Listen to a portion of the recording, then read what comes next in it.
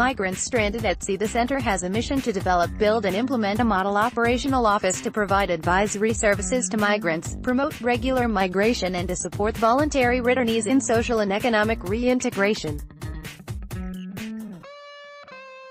Top migrant countries. According to the 2016 World Bank Group report, over 250 million, representing about 3.4% of the world population, leave their countries of birth to seek various economic interests in other countries.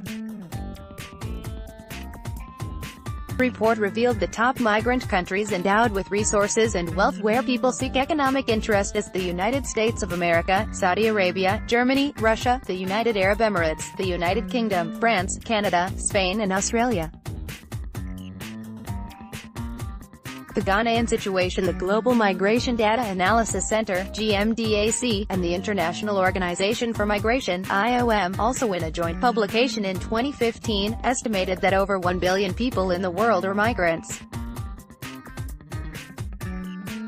The number goes to show that migration has always been a livelihood and a survival strategy for many across the globe. Awambila et al., 2011. In Ghana, for example, it is estimated that about 5,000 labor migrants are coaxed or coerced to migrate to the Gulf states.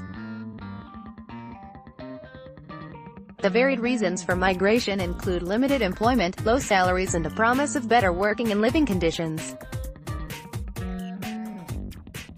On the contrary, the United States of America's Trafficking in Persons (TIP) report says that the government of Ghana has received numerous reports of inhumane treatment meted out to Ghanaians who are recruited for labor purposes, especially domestic workers in the Gulf states. Abused domestic work is one important sector of employment for migrants, but it has been characterized by lots of abuse. Some reported abuses are passport confiscation, long hours of work, assault and remuneration issues, especially lower payment as against what was agreed in the contract of employment. Indeed, the reports of inhumane treatment, the horrifying narrations of some returnees and other factors compelled President Nana Akufo-Addo to come on air to condemn one of such tragic acts on some Ghanaian citizens in Libya while they were trying to escape economic hardships. The government of Ghana, as a matter of urgency, is to streamline and sanitize the IOM space. The Minister of Employment and Labor Relations, Mr. Ignatius Bafora-Wuet, on May 31, 2017 made a pronouncement for the temporary suspension of foreign labor migration to the Gulf states.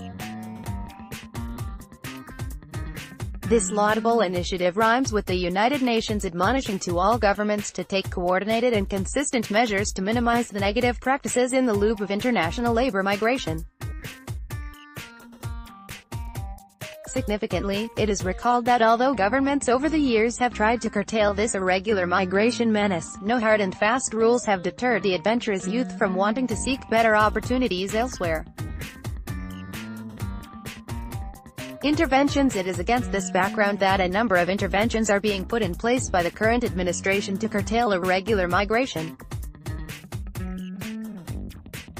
Typically, some of the interventions are to grow the Ghanaian economy, to open up opportunities for all citizens, especially the youth, who will no longer feel they have to be subjected to inhumane treatment crossing the Sahara and drowning in the Mediterranean Sea. The opening of the Ghanaian-German Center is another success story. The opening is paramount since it comes along with hope and joy not only for the German government but more importantly for the Ghanaian migrants in pursuance of collaborative efforts and bilateral cooperation which has yielded this historic project outcome. Additionally, the center aims to govern labor migration issues, assist both parties in the cooperation to understand and appreciate the root causes of irregular migration, and also to anchor the already existing relationship with the expectation that the center will serve the joint purpose for which the parties have committed to a Memorandum of Understanding (MO). The center will further provide services, including supporting returnees with a view to offering them social and occupational reintegration, providing information and advice on vocational training and employment opportunities in Ghana, providing information on options and requirements for legal migration to Germany, as well as informing people about the risk involved in irregular migration, and a database collection hub for migrants that will aid policy direction. The opening of the Ghanaian-German Center for Jobs, Migration and Reintegration could not have come at a better time. It is the hope of the government that this collaborative effort will curtail irregular migration across the globe.